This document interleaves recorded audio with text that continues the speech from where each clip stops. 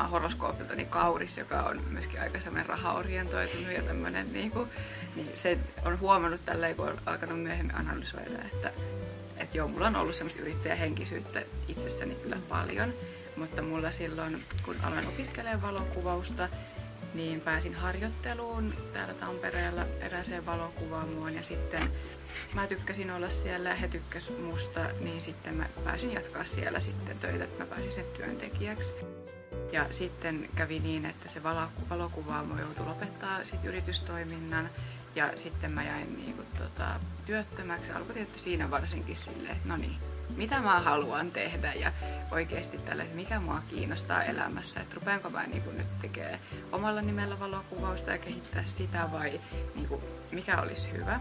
Ja mä kävin sitten tuolla Työkkärin tämmöisellä ammatinvalintapsykologilla juttelemassa, että mitkä vois olla mulle hyviä vaihtoehtoja. Ja siinä sitten heräsi semmoinen, että vois mennä työkokeiluun testaamaan erilaista juttua. Ja sitten mä päädyin sinne semmoiseen vintage-liikkeeseen töihin. Ja sekin oli myös semmoinen pieni yksityisyrittäjävetoinen paikka ja siellä pääsi myös tekemään paljon sitä liikkeen pyörittämistä ja näki, että minkälaista on tämmöinen kaupan pitäminen oikeasti. Siinä se oikein tuli, että vitsi tämmöinen, mä haluan oman kaupan ja jonkun kivan, jossa on ihania vaatteita ja kaikkea kaunista. Mä rakastan tosi paljon kaikkia visuaalisesti kiinnostavia yksityiskohtia ja vaatteiden värejä ja kaikkea tällaista.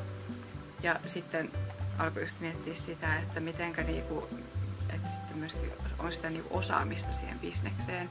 Ja mä oon sitten paljon kuullut Pro-akatemiasta ja sitten Jyväskylän tiimiakatemiasta. Niin sitten oli se hetkinen, että sehän olisi kyllä aika hyvä sellainen yrittäjyyden, että sieltä saa varmasti hyvät eväät siihen yritystoiminnan pyörittämiseen ja kontakteja ja kaikkea.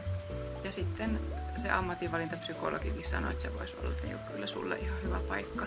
Ja sitten pistin hakemusta. Itellä on myöskin ollut paljon sellaista tietynlaista maailmantuskaa tästä meidän maapallon tilanteesta ja siitä, niin sitten halusin myöskin miettiä sitä, että millä tavalla mä haluan sit olla yrittäjä.